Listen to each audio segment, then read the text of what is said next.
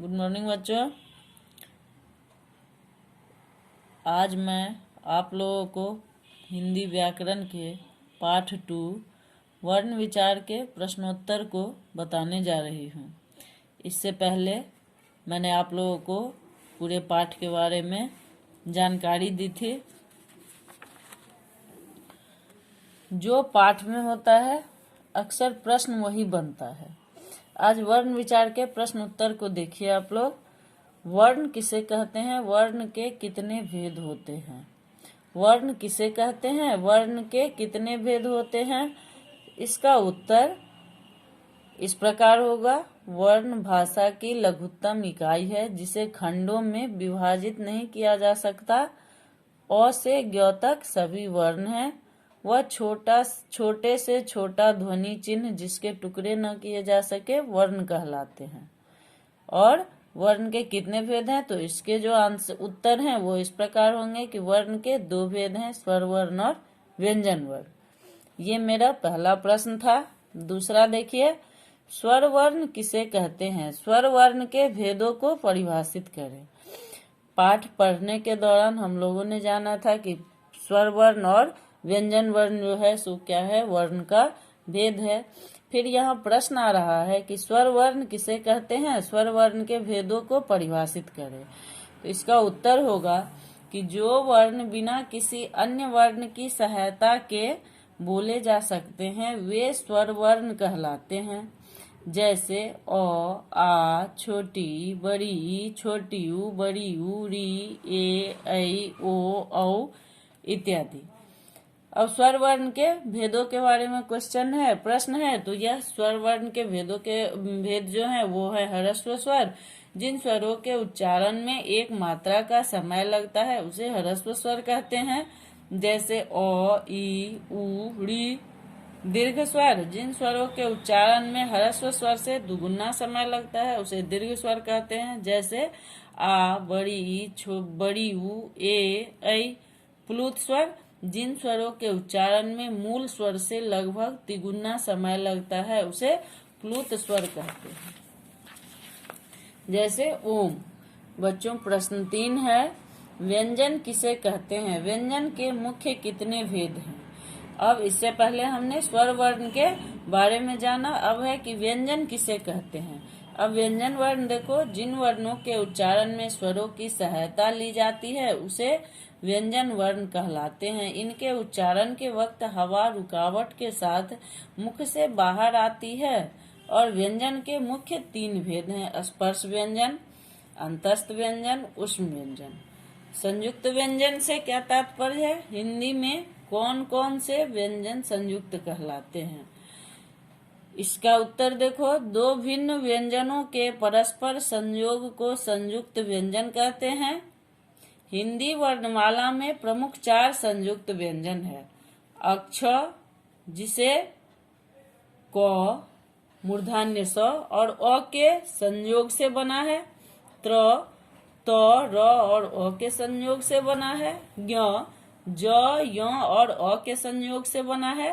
स्र, तालव्य स, र और अ के संयोग से बना है। तो इसे कहते हैं संयुक्त व्यंजन कहते हैं। ह्रस्व स्वर एवं दीर्घ स्वर में क्या अंतर है? अब अगला प्रश्न जो है वह है ह्रस्व स्वर एवं दीर्घ स्वर में क्या अंतर है? ह्रस्व स्वर किसे कहते हैं? ह्रस्व स्वर, जिन स्वरों के उच्चारण में एक मात्रा का समय लगता है उसे ह्रस्व स्वर कहते हैं। जैसे अ, ई, उ, री। यहाँ हम देखते हैं कि छोटी ई है, छोटी ऊ है और री है।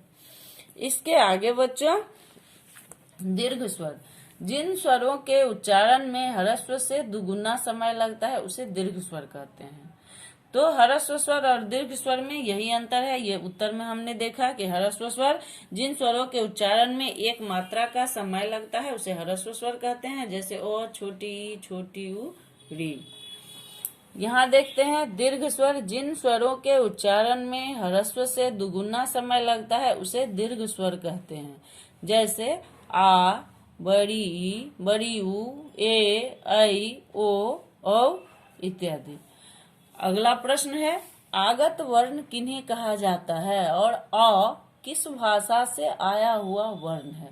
और इसका प्रयोग कैसे शब्दों में किया जाता है। 2 उदाहरण देकर अपने उत्तर को स्पष्ट कीजिए। वर्ण विदेशी भाषाओं के शब्द जब हिंदी में प्रयुक्त किए जाते हैं तो उनके लिए कुछ ध्वनियां विकसित की गई है, जैसे आ, नुक्ता वाला ये बिंदु जो है इसे नुक्ता कहते हैं। पाठ के दरमियान हमने आप लोगों को बताया था आ, ज, फ। अंग्रेजी के शब्दों के लिए आ ध्वनि है, जिसके लिए ये वाला जो चिन्ह है, यहाँ बिंदु नहीं दिया हुआ है, चांद बना हुआ है। ये चिन्ह निश्चित किया गया है, जैसे ball, hockey, doctor, copy, frock, college, mall इत्यादि। फिर हमारा अगला प्रश्न है, अनुस्वार और अनुनासिक को उदाहरण सहित परिभाषित करें। जिन वर्णों के उच्चारण में हवा केवल नाक से निकलती है और उच्चारण थोड़ा जोर से होता है, उनके ऊपर अनुस्वार का चिन्ह लगाया जाता है, जैसे मंदिर, पंडित, घंटी। अनुनासिक जो है वह है क्या है, जो स्वर मुख और नाक से बोले जाते हैं वे अनुनासिक कहलाते हैं। ये चंद्रबिंदु के रूप में वर्ण पर लगाए जाते हैं, जैसे ऊंट, सांप, चांद। तो यहाँ हम आप लोगों को प्रश्न के साथ साथ उत्तर भी समझा रहे हैं। वर्ण विच्छेद का तात्पर्य क्या है, उदाहरण देकर स्पष्ट कीजिए।